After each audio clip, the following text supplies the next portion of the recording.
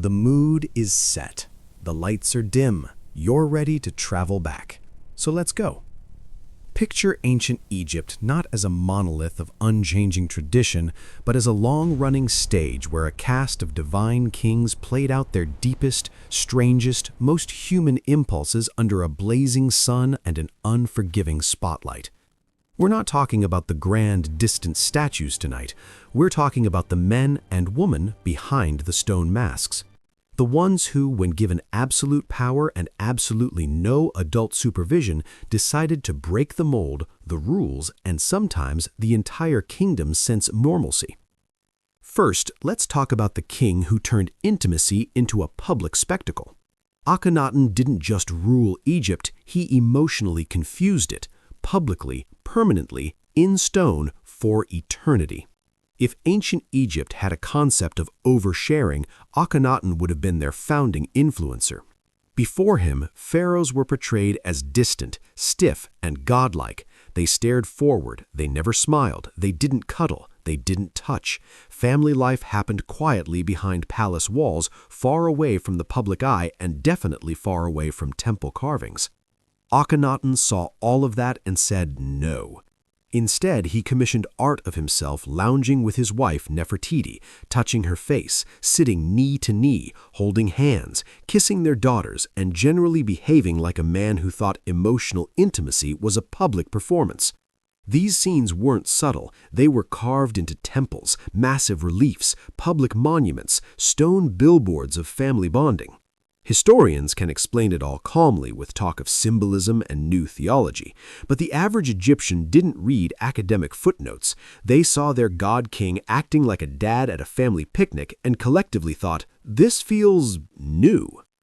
And then there was his appearance, elongated limbs, wide hips, soft curves, an almost androgynous shape. Where earlier pharaohs looked like gym statues, Akhenaten looked like a philosophical art project.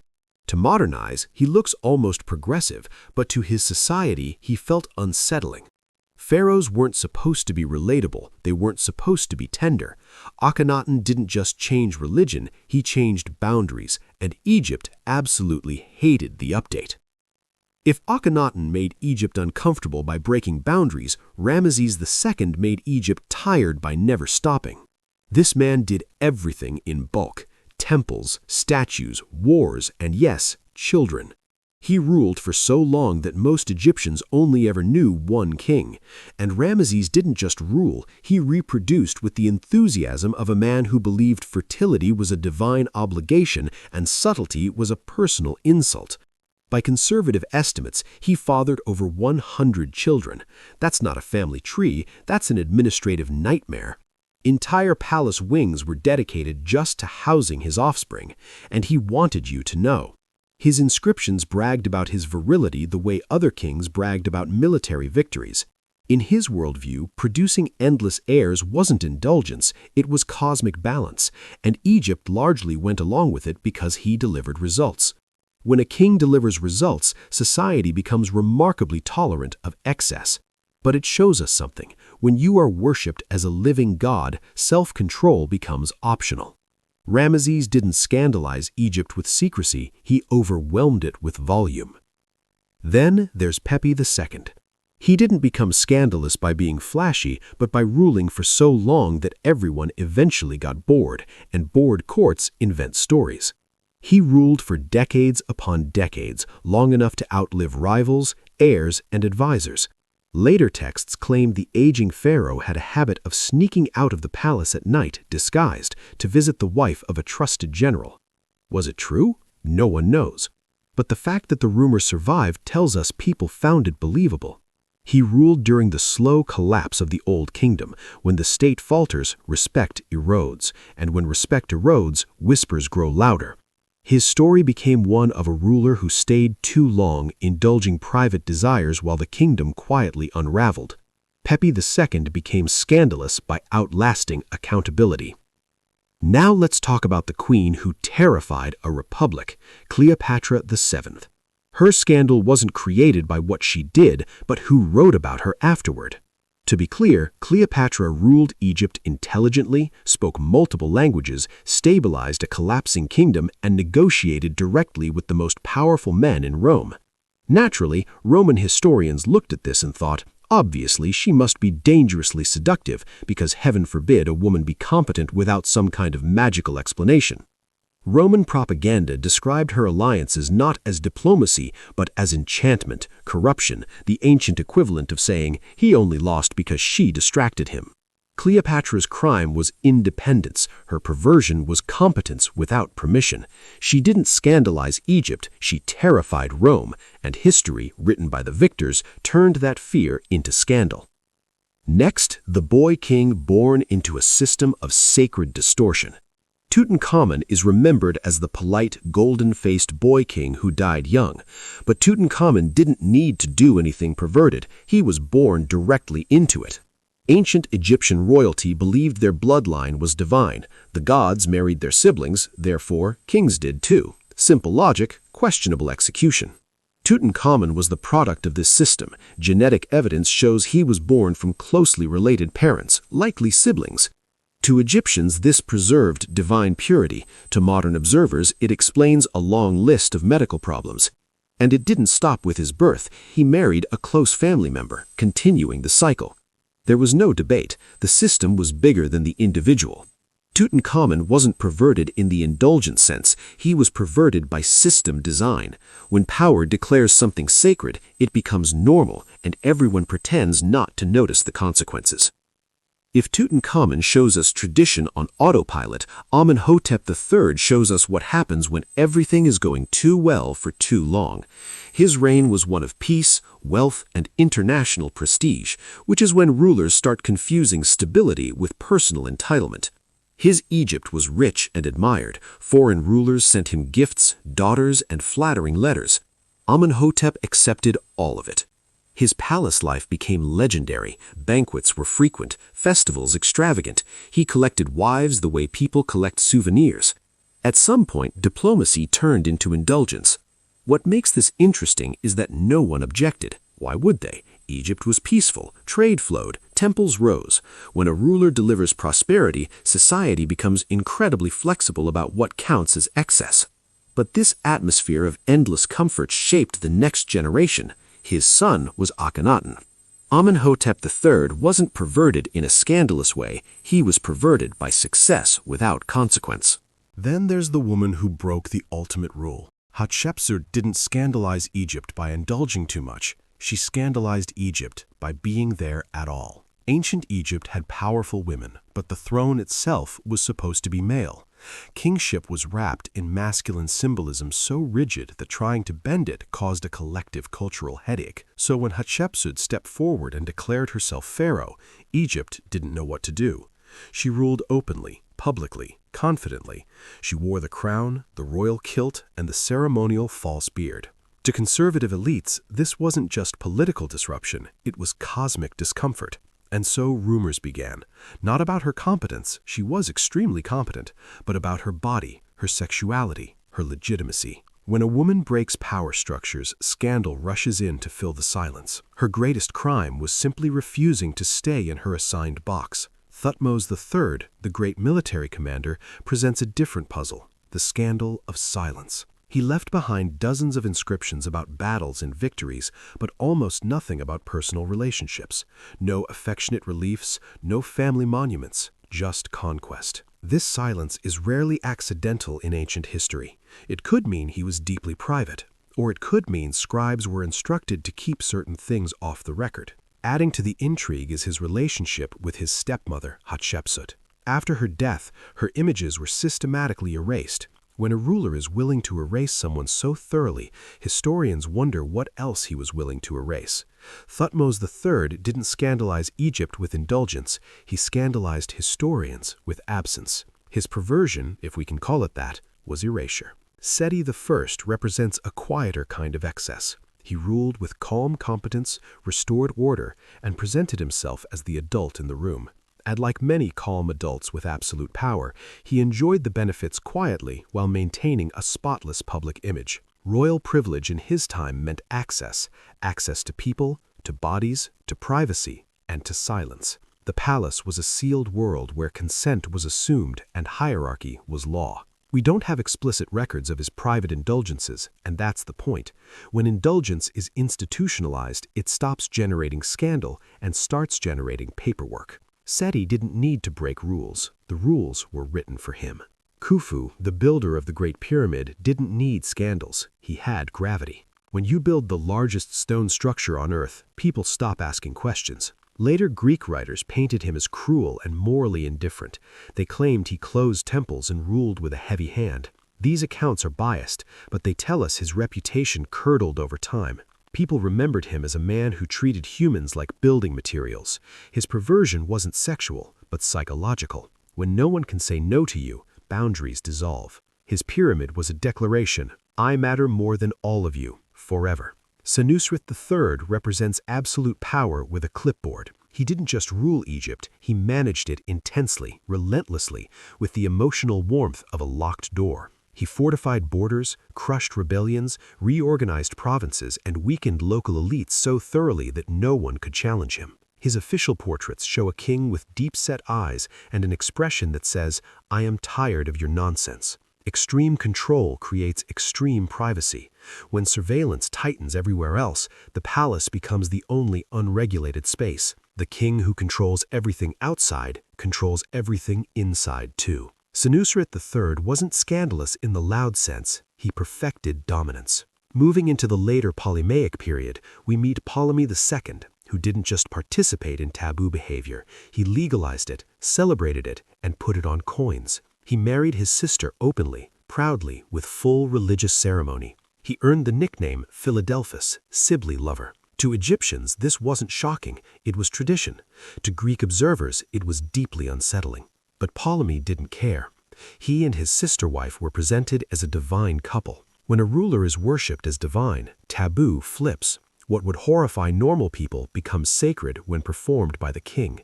Ptolemy II shows us that absolute power doesn't just break rules, it relabels them. His later descendant, Ptolemy IV, shows what happens when the ruler stops pretending to care.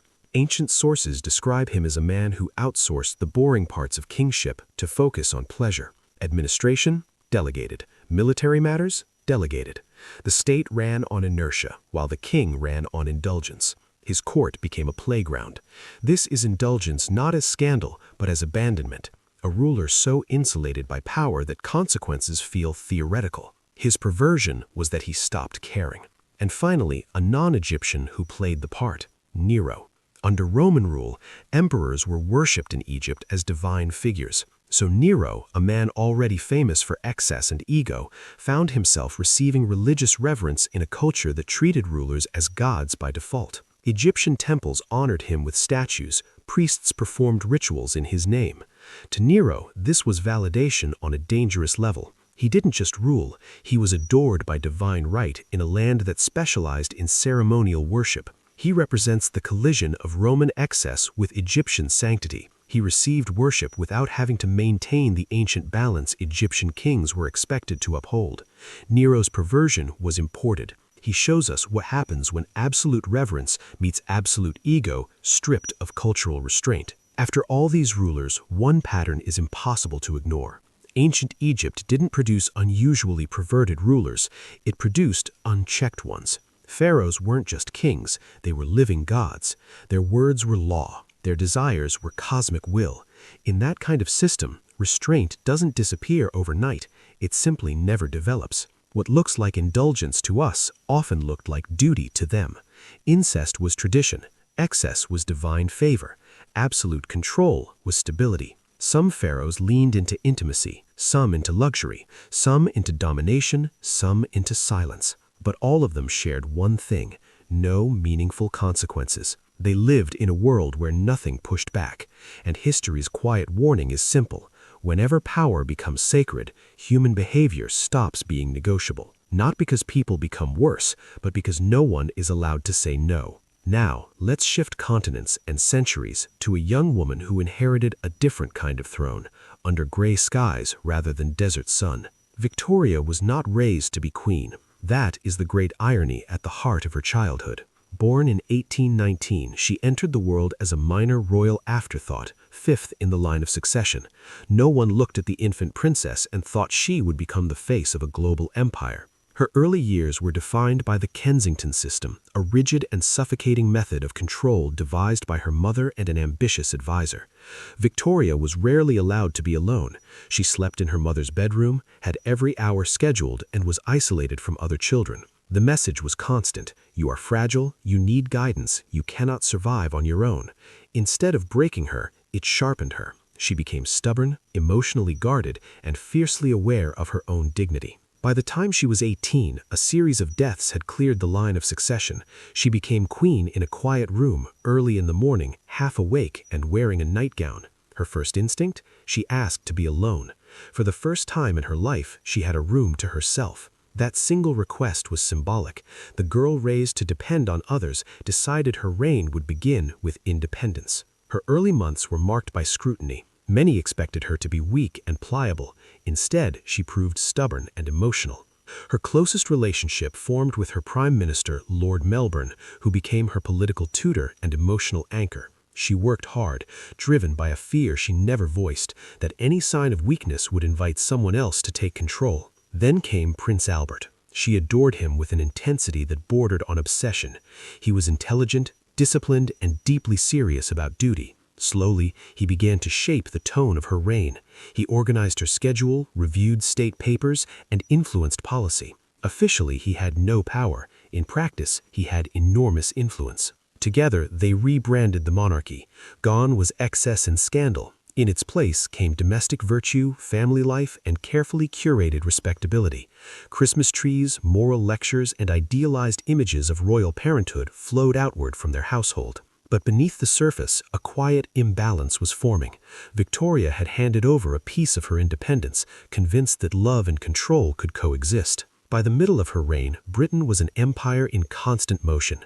The Industrial Revolution transformed the nation with brutal speed. Victoria believed deeply in hierarchy and order. She saw empire as a civilizing mission. Her role was constitutional, not executive, but she refused to be irrelevant. She read state papers late into the night and maintained constant correspondence. She may not have ruled directly, but she refused to be sidelined. Then, in 1861, Albert died. It shattered her. She didn't simply mourn, she retreated from life itself. The public queen vanished. She dressed in black and would never wear another color. She preserved Albert's rooms exactly as he had left them. For a nation accustomed to her monarch as a symbol of strength, this withdrawal was unsettling. Critics accused her of neglecting her duties, but she continued to rule behind closed doors. Grief had reshaped her personality. She became more rigid, more suspicious. Yet paradoxically, her private devastation reshaped public culture. Mourning became a moral statement. Her pain set the emotional tone for an age. By the late 1860s, public patience was wearing thin. Republican sentiment surfaced. Slowly, reluctantly, she began to re-emerge, not as the young queen, but as the widow queen, a figure of endurance rather than vitality. She spoke less, appeared sparingly, and allowed silence to do the work. Behind the scenes, she relied on a small circle, most notably a Scottish servant named John Brown, whose blunt familiarity grounded her. Her confidence returned unevenly. Experience had hardened her. Loss had stripped away sentimentality. Staff shortages became chronic. Overcrowding eroded the calm. Restraints returned, justified as safety. The line between treatment and punishment blurred. The system drifted from its ideals, not out of malice, but out of certainty. Inside, daily life was rigidly controlled by bells. Patients were stripped of identity, personal clothing replaced with uniforms, hair cut, names reduced to diagnoses. Work was central, described as therapeutic, but often just kept costs down. Privacy barely existed. Surveillance was constant. Medical treatment was crude and experimental. Ice baths, rotating chairs, bleeding, isolation. Pain was framed as correction. The most devastating aspect was uncertainty. Patients rarely knew how long they would stay. Some recovered and left. Many did not. Others improved, but remained because no one came for them. Families moved on. Years passed. The asylum promised healing. What it delivered was disappearance. By the late 19th century, the purpose had shifted from treatment to containment. Overcrowding was critical. Patients slept in hallways. Restraint became routine. Diagnoses grew looser. People were institutionalized for poverty, disability, or lacking family support. Once inside, it was hard to argue for release. Insanity was assumed permanent unless proven otherwise, and proof required obedience. Reformers began to expose the conditions. Journalists and activists described overcrowding, filth, and neglect. Public outrage followed, but reform was slow. The core problem remained. There were too many people and no alternatives. Asylums had become the default solution for social disruption. A darker idea took hold. If madness couldn't be cured, perhaps it could be prevented. Mental illness was reframed as an inherited defect. Patients were evidence of degeneration. This was the era when eugenics took hold. Patients were sterilized, often without consent, framed as a medical necessity and public good. The cruelty was in its calmness: paperwork, signatures, surgical tools. Science provided cover, data replaced empathy. By the early 20th century, the system was unraveling. Failures were undeniable, yet it persisted out of inertia. Funding declined, buildings decayed. New psychiatric theories emerged, questioning mass institutionalization. But closing asylums meant answering an uncomfortable question: where would everyone go? When closures finally began, they were abrupt and poorly planned. Patients were released with minimal support. Some found care, many did not. Homelessness rose, jails filled. The problem had shifted location, not disappeared. The asylum era ended not with a revelation, but with exhaustion. What remains is a legacy. Modern psychiatry inherited its blind spots. Treatment improved, but access did not. Jails and emergency rooms replaced asylums as default containment spaces. The walls were gone, but the logic remained. The rise of the American asylum reveals how easily good intentions harden into systems of harm, how fear paired with certainty produces institutions that silence rather than heal, how science detached from compassion becomes justification rather than care. They were built with hope. That matters, but so does what followed. They remind us that solutions rooted in exclusion will eventually collapse under their own weight, that suffering cannot be managed indefinitely by moving it out of sight. The asylums are gone, but the question they raised remains unresolved. How do you care for what you are afraid to see? And that question brings us back full circle to the Victorian age that built those asylums, an age itself obsessed with finding answers, with using science to banish fear. The Victorian era lived in contradiction. It celebrated reason, progress, and science, yet was surrounded by uncertainty. Cities expanded, machines replaced labor, diseases swept through neighborhoods, death was common and sudden. In a world changing so fast, people wanted answers, existential answers. Science appeared to offer control. Electricity could animate dead muscle. Chemistry could transform matter. Anatomy could reveal the hidden structure of life. Science was spectacle, authority, and hope. Yet it also created fear. As religious explanations weakened, questions remained. What was consciousness? What happened after death? Victorians became fascinated with anything that promised certainty. Measurement replaced mystery, but mystery crept back in wearing scientific language. Public lectures filled halls. Museums displayed human remains alongside machines. Scientific authority was theatrical and persuasive. At the same time, grief saturated daily life. Child mortality was high. Victorians wanted reassurance that death was not an ending. Science paradoxically became a way to approach the spiritual without surrendering reason. They stood with one foot in reason and the other hovering over superstition. This tension defined their obsessions. Phrenology promised a simple explanation for human complexity. By reading bumps on the skull, one could read character. It felt scientific and accessible. Employers used it to evaluate workers. Courts flirted with using it to identify criminals. It reinforced prejudices. Poverty became biological. Criminality became destiny. It offered the certainty that chaos could be mapped. Electricity felt alive. It seemed to promise mastery over the boundary between life and death. Public demonstrations showed currents making dead limbs twitch. Doctors used shocks to treat everything from melancholy to hysteria. It didn't need to work consistently. It needed to feel modern. It became a metaphor for vitality itself. The obsession revealed a desire to imagine life as mechanical and controllable. Spiritualism emerged not as a rejection of reason, but as its extension. Seances promised communication with the dead using the language of experiment, controlled environments, observers, reproducible phenomena. It thrived because grief was everywhere.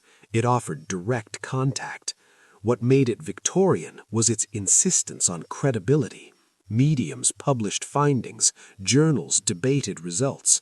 Technology reinforced belief. If messages could travel by telegraph, why not from spirits? Science had trained Victorians to trust the invisible. Anatomy promised certainty in the flesh. Dissection became a brutal form of knowledge. Anatomy theaters were public performances. The bodies of the poor became raw material for science, supplied by grave robbers when legal cadavers were scarce. The body became a machine. Disease was malfunction. This advanced medicine, but encouraged detachment. Pain became data. Yet dissection revealed no soul, no moral center, just tissue.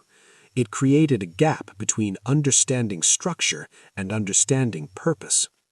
Mesmerism proposed that invisible forces could be manipulated to control the mind. Subjects were placed into trances, appearing to surrender their will. It was thrilling and terrifying. Doctors used it to treat pain and anxiety. It revealed that belief could alter perception, that the mind was vulnerable. It raised ethical questions about consent and control that were rarely examined. The collection of abnormality saw Victorians collecting human remains, malformed fetuses, diseased organs as educational specimens. Deformity was treated as data. Difference became pathology. Traveling exhibitions displayed people with physical differences as scientific curiosities. The language of science sanitized voyeurism. This obsession was fear disguised as curiosity, an attempt to contain disorder by classifying and owning it. By the late Victorian period, scientific language carried immense authority. Hypothesis hardened into truth. Science was used to define morality, intelligence, and worth. Race, class, and gender were reframed as biological destiny. Inequality became nature confirmed. The language of proof was used to silence debate. Institutions created a circular certainty. To challenge science was to challenge progress. Yet anxiety lingered. The more they explained, the more they sensed something slipping away. Spiritual movements persisted because science removed mystery without replacing comfort. Science itself took on religious qualities. Experts replaced priests. Laboratories replaced sanctuaries. Victorian scientific obsession was not a failure of intelligence. It was a reflection of fear. Fear of death, disorder, and meaninglessness. Science offered light, but cast long shadows. Every answer raised new questions. The skull